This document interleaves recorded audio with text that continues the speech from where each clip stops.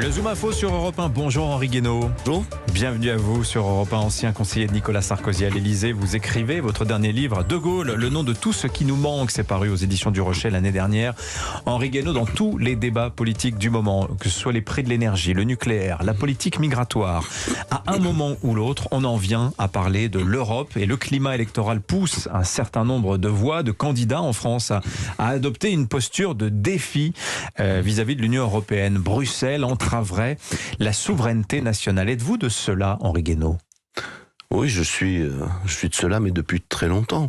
Pour même pas que Bruxelles entrave la souveraineté nationale, c'est que nous avons progressivement renoncé aux moyens de l'exercer. Alors, juste une petite précision pour moi. La souveraineté, on ne peut pas, elle est imprescriptible. On ne peut pas en priver un peuple. Un peuple, comme une personne d'ailleurs, un peuple a toujours le droit de dire non, in fine. On n'en délègue pas des morceaux. Mais la délégation, c'est quelque chose qu'on peut reprendre. On en délègue l'exercice. Vous savez, Philippe Séguin, en 92, dans son grand discours sur le traité de Maastricht à l'Assemblée nationale, disait « Ça ne se divise pas, ça ne se délègue pas, la souveraineté. » La souveraineté, c'est encore une fois, c'est le droit imprescriptible, à la fin des fins, de pouvoir dire non. Comme disait Camus, même l'esclave a le droit, peut prendre le droit de dire non. Alors, il en subit les conséquences, et il disait, qu'y a-t-il dans ce non ? Eh bien, dans le nom de l'homme révolté, qui peut être vous avez franchi une limite. Voilà. Donc, tout peuple, tout individu et tout peuple a toujours le droit de dire non. Mais on peut se priver des moyens d'exercer. Et mais il ne faut pas la confondre avec un autre sujet aussi, qui est l'indépendance nationale. Donc là, sur la question de la souveraineté, elle est très simple. Est-ce que oui ou non, c'est le peuple français qui a le dernier mot sur les sujets qui concernent son existence même, son pacte social, son pacte civique. Quoi. Donc, vous faites la distinction entre souveraineté et indépendance. Oui, le général de Gaulle voulait clarifier pour les auditeurs. Le général de Gaulle, il voulait la souveraineté française, la souveraineté du peuple français et l'indépendance de l'Europe. L'indépendance, c'est par rapport aux autres. Est-ce que j'ai les moyens de décider par moi-même, par rapport aux autres? Si vous êtes occupé, vous êtes plus indépendant. Voilà. Mais ça ne vous empêche pas de vous révolter. Ça ne vous empêche pas d'entrer dans la résistance, ça ne vous empêche pas d'essayer de ça c'est la souveraineté, de chasser l'occupant de votre territoire. Un bon exemple d'exercice de la souveraineté, De Gaulle nous en a donné plusieurs. La chaise vide à Bruxelles sur la politique agricole commune au milieu des années 60. Vous ne voulez pas tenir compte des intérêts vitaux de la France? Moi, je ne siégerai plus tant que vous n'aurez pas décidé de changer. Évidemment, nous autres on finit par décider de changer. On n'a pas tué l'Europe, mais la France a fait preuve de sa souveraineté. Quand il est sorti des organes militaires intégrés de l'OTAN, c'est la même chose.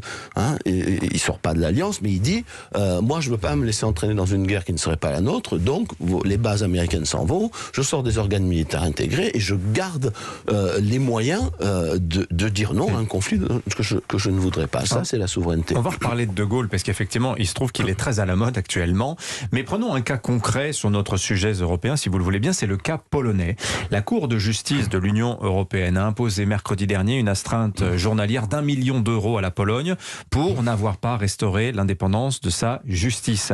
C'est la conséquence aussi de cette décision de la haute cour polonaise de remettre en cause la primauté du droit européen vis-à-vis du droit polonais. Le droit polonais considère cette faut être précis sur ce sujet. Voilà. C'est un sujet central. Personne ne veut traiter correctement. Tout le monde saute sur sa chaise. Les souverainistes sautent sur leur chaise dans ces scandaleux, les anti-souverainistes européistes sont sur leur chaise en disant c'est scandaleux pour des raisons diamétralement opposées. La Cour constitutionnelle polonaise, qu'a-t-elle dit? Elle a dit que le droit européen, donc le droit des traités, les textes dérivés des traités, ne sont pas supérieurs à la Constitution polonaise. Et comme la Constitution polonaise, un certain nombre de domaines, n'a pas prévu de déléguer l'exercice de sa souveraineté et d'abandonner le droit de décider pour le peuple polonais de décider pour lui-même, a dit voilà, le droit européen ne peut donc pas imposer dans ce domaine-là. C'est pas ce que dit la Cour de justice de l'Union européenne. Mais la Cour de justice, elle dit beaucoup de choses, mais ça c'est secondaire. Il faut d'abord comprendre ce qu'a fait la Cour constitutionnelle. La primauté. Je suis pas sûr que ce soit secondaire. Si, en fait c'est secondaire du point de vue du droit. Enfin, on verra. Après, politiquement, ça n'est pas du tout. Mais qu'a-t-elle dit au fond la Cour constitutionnelle polonaise? C'est que la Constitution polonaise est supérieure aux traités européens. C'est le cas dans tous les pays d'Europe. C'est le cas d'ailleurs dans tous les pays du monde. Il n'existe aucun traité au monde qui soit supérieur à la constitution d'un pays.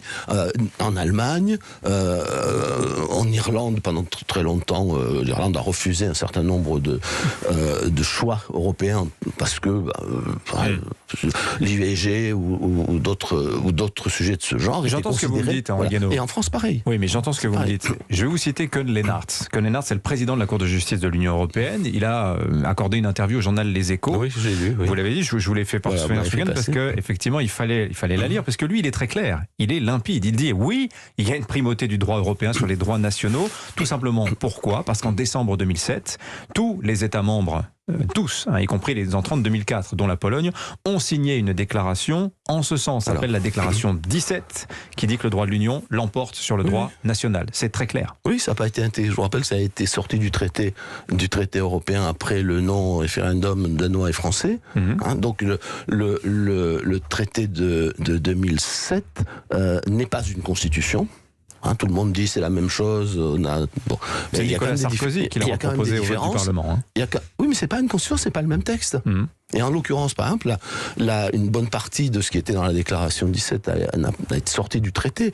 Oui, non, mais ça n'en met en rien le fait que c'est une déclaration. On s'en fiche des déclarations. Pardon, il y a une constitution. Aucun gouvernement ne peut violer sa propre constitution. Donc, vous me dites, cette primauté... vous me dites que les États européens ont signé une déclaration. Je dis qu'aujourd'hui, il n'y a aucun doute. Quand leur fort intérieur, il n'y a aucun doute aujourd'hui. C'est pas la peine de faire un débat là-dessus juridique.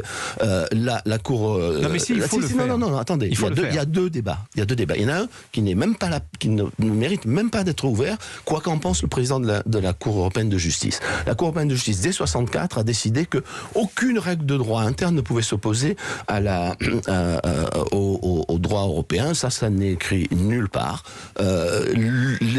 S'agissant des constitutions, des dispositions constitutionnelles, il n'y a aucun doute, il n'y a aucun débat. Les constitutions sont supérieures aux traités, quels qu'ils soient. Alors pourquoi faudrait-il des référendums, etc., comme proposent les candidats? Dans tous les pays d'Europe. Ça, c'est la première chose. La deuxième, c'est que, en prenant le cas de la France, pour éviter qu'il y ait une distorsion entre la Constitution et les traités. On a, notamment depuis le traité de Maastricht, inclus des dispositions de droit européen dans la Constitution. Et en particulier, dans les articles 88, il y a eu 6 révisions constitutionnelles, je crois, depuis le traité de Maastricht. Et donc, on a écrit on a fait des articles balais, si vous préférez, où on a dit, les dispositions qu'on a adoptées en traité s'appliquent, mais parce qu'elles sont dans la Constitution. Bon. Donc, la Constitution, elle est supérieure à tout le reste. Reste que, puisqu'il y a des dispositions européennes dans la Constitution, il faut changer la Constitution. Bon. Ça, c'est pour la Constitution. Ouais. Mais le sujet principal n'est pas la Constitution par rapport au traité, c'est la loi par rapport au traité. Parce que l'article 55 de la Constitution dit que les traités sont supérieurs à la loi. C'est ça notre problème. Le reste, n'est pas un problème. Le reste, la Constitution est supérieure. Si vous écrivez que le droit européen est dans la Constitution, il se constitutionnalise, sinon c'est pas le cas. Et je vous rappelle que toutes les juridictions nationales en France font respecter le principe de l'identité constitutionnelle française désormais, c'est-à-dire font passer les principes constitutionnels français avant la primauté du droit de la Constitution. On marque une petite pause. Des traités européens. On marque une petite pause. On est dans des notions qui sont complexes, mais qui sont fondamentale tant la question revient et est remise au goût du jour par les candidats. Est-ce qu'on peut parler de souveraineté européenne? Qu'est-ce que ça impliquerait? Je vous poserai la question dans un instant. C'est la position défendue par Emmanuel Macron. Henri Guénaud est dans le Zoom Info sur Europe 1 ce matin. Europe Matin. Dimitri Pavlenko. Le journal permanent sur Europe 1, Alban Le Prince. L'histoire nous jugera sur ce que nous accomplirons au cours des 2 prochaines semaines. Déclaration de Boris Johnson ce matin. Le Premier ministre britannique appelle à ne pas laisser tomber les futures générations au moment où débute la COP26 à Glasgow. Dans le dossier des licences de pêche, bras de fer musclé entre Paris et Londres qui estiment être dans leur bon droit. Alors que les mesures de rétorsion doivent entrer en vigueur demain, la balle est dans le camp des Britanniques, dit Emmanuel Macron qui prône la désescalade. 500 000 € pour décapiter un policier, 200 € pour un jet de boule de pétanque. Un tableau de primes tagué et découvert vendredi à proximité d'un point de deal à Savigny-le-Temple en région parisienne. Ce matin sur Europe 1, la maire de la ville rappelle sa détermination à laisser la République là où elle doit être. Et puis en tennis, début du Rolex Masters aujourd'hui à Paris. Parmi les affiches, un duel français, Hugo Gaston, Arthur Rinderknecht. À suivre aussi dans la soirée, Benoît Paire, Pablo Carreño Busta. Europe Matin. 8h53 sur Europe 1, Henri Guénaud est l'invité ce matin du Zoom Info. Henri Guénaud, nous débattions à l'instant de l'articulation entre droits européens et droits nationaux. On vient de parler de l'articulation entre Constitution nationale et traités européens. Et là, je vous disais simplement, il n'y a pas de débat, la Constitution est supérieure au traité. J'entends ce que vous me dites, mais du point de vue de l'électeur, qui n'a pas forcément une connaissance poussée des arcanes du droit, tel que sont présentées les choses, c'est qu'aujourd'hui, le législateur en France peut légiférer autant qu'il veut. De toute manière, dès lors qu'une loi est contestée au niveau de la Cour de justice de l'Union européenne et qu'elle intervient sur cette décision, le droit européen vient s'imposer au droit national. Donc la question, c'est bien l'articulation du traité européen et de la loi nationale. Enfin, du traité, de ses actes dérivés, les directives, etc. Et de la loi nationale, pas de la Constitution. Et donc ça, c'est un vrai sujet, ce que j'ai moi appelé une impasse démocratique, parce que ça veut dire dès lors que le juge national peut écarter la loi française en fonction soit de sa propre interprétation du droit européen, soit de l'interprétation qu'en fait la Cour européenne de justice. Ça veut dire que comme les traités européens, comme les directives européennes rentrent de plus en plus dans la vie des sociétés européennes, qu'elles vont toucher des domaines où il n'est pas écrit qu'elles devaient nécessairement entrer, qu'elles s'appuient sur des principes généraux, des pétitions de principes, des grandes valeurs, pour dire ce qu'elles pensent être le bon modèle de société en Europe, ça devient intenable démocratiquement. C'est-à-dire que si ça continue, il va falloir supprimer les élections nationales, ça ne sert plus à rien, il n'y aura plus que les élections au Parlement européen. Et ce qui devient insupportable, c'est que élection après élection, des candidats viennent devant les Français, leur promettent un tas de promesses la veille de l'élection, et le lendemain disent « Ah, mais j'y peux rien parce que il y a le droit européen, il y a la Cour de justice, il y a la Cour européenne des droits de l'homme, etc. » Bon, ça n'est démocratiquement plus supportable. C'est au cœur de la crise démocratique que nous vivons. C'est donc ça qu'il faut changer aujourd'hui. Il ne s'agit pas de détruire toute l'Europe, mais... Alors qu'est-ce qu'il faut ? Comment procéder ? Puisqu'aujourd'hui, on voit plus personne ne propose la sortie sèche de l'Union européenne.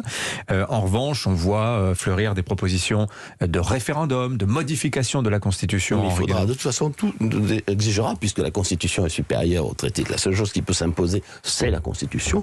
De toute façon, quoi qu'on veuille faire, il faudra modifier la Constitution, pour dire quoi ? Quand même de préférence par référendum. Mais justement, c'est le problème. On a entendu beaucoup de propositions dont la plupart sont soit pas sérieuses parce qu'elles réclament la primauté de la Constitution, ce qui est déjà fait n'a aucun intérêt, soit utilisent des formules trop vagues qui remettent au juge, en fait, une fois de plus, le droit et le pouvoir d'interpréter comme il l'entend le sens de ces dispositions. Je pense par exemple à une disposition qui dirait que la France, qui créera un mécanisme pour préserver les intérêts vitaux de la France. Mais si c'est le juge qui en décide, on n'a pas avancé d'un pouce, si vous voulez. Bon.